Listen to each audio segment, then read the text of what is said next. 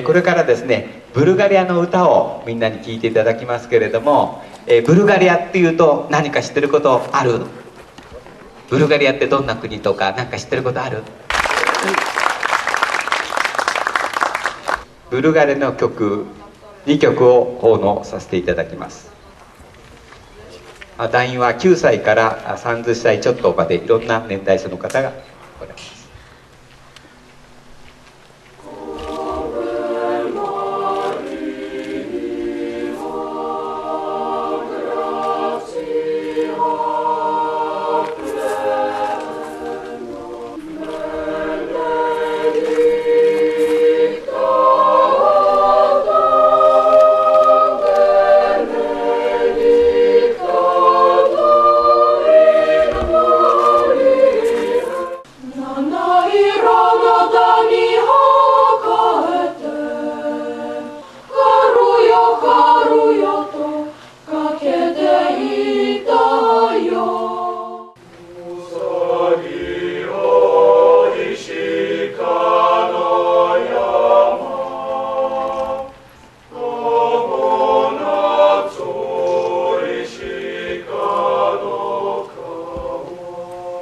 ライオンキングの王様になるのが待ちきれないの歌をプレゼントします。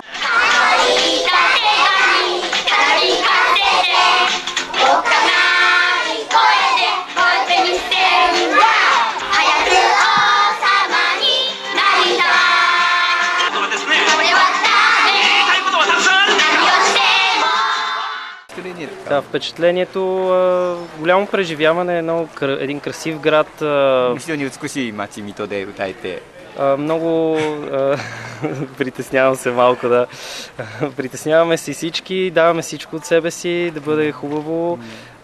Парка е много красив, разнообразие за нас, не сме виждали такива растения.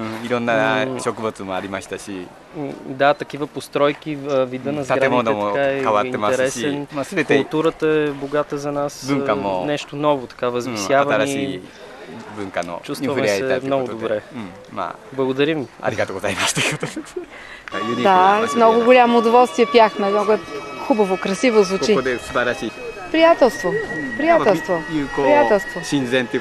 Да, приятелство. Ето тези дечица, с които пяхме заедно. Това е една чудесна форма на приятелство. Да. Да.